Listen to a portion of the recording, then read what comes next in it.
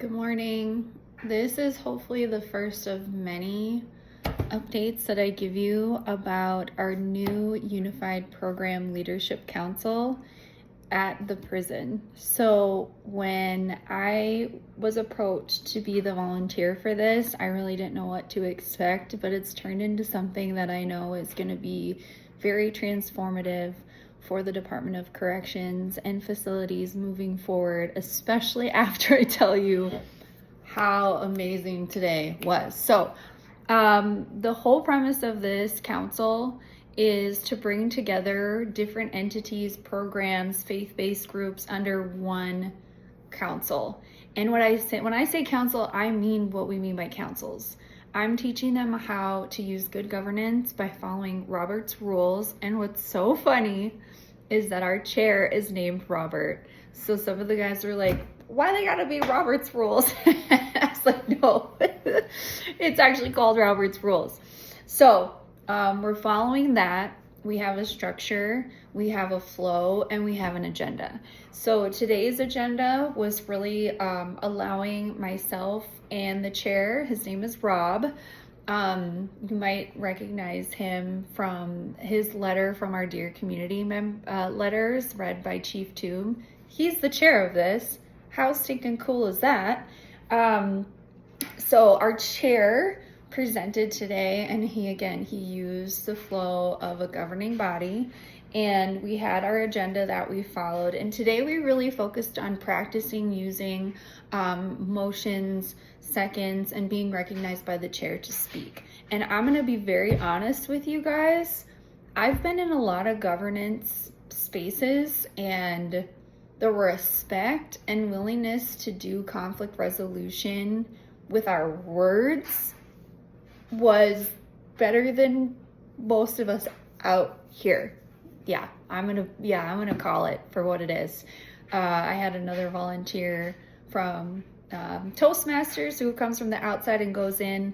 I called her up. I'm like, were you seeing what I was seeing? Because can we agree that this was the most civil board meeting you've ever been to? And she agreed. So very proud of them. Then we went through and we did nominations for vice chair, secretary, education and literacy, vocational job skills, culture and policy committee.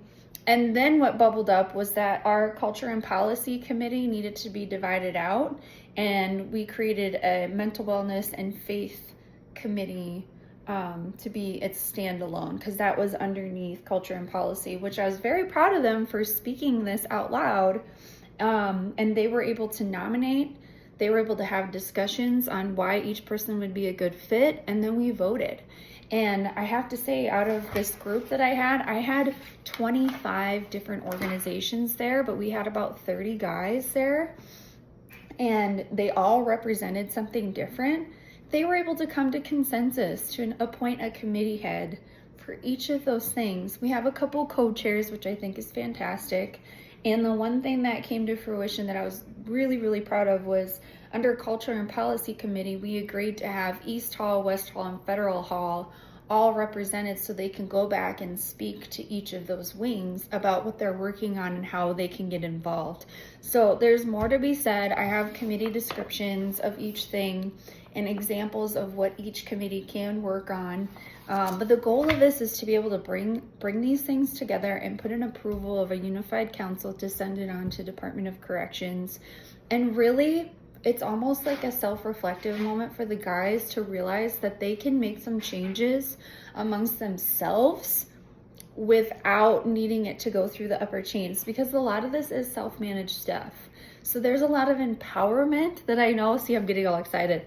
There's a lot of empowerment that's going to come from this, because they can truly make shifts and support each other and respectfully speak to people who are maybe out of line. And I saw that today. If there was somebody that was a little out of line or spoke up or even kind of interrupted, they course corrected, and they did it in a respectful way. And again, reiterating that they're doing better than a lot of people. So super proud of all the folks who got on. I'm trying to be mindful of pronouns because we do have LGBTQIA represented in our group, and that's important. So we have just a wide, incredible variety of people. The next meeting, we will finish going through the bylaws, because one of the important things was that there was no disciplinary infractions amongst our group. We want to be model citizens. And if there is something, they have an opportunity to talk to the council about it and give the why before we get punitive and remove them. We want to have a conversation. We don't want to make this a punishable thing. We want to work with you. We want to work with the systems. So I'm like, I'm just walking away from this just so motivated and excited, and I know it's going to translate into my rehabilitation council. But our next meeting is in 2 weeks, and I look forward to coming back with updates. Thanks for joining.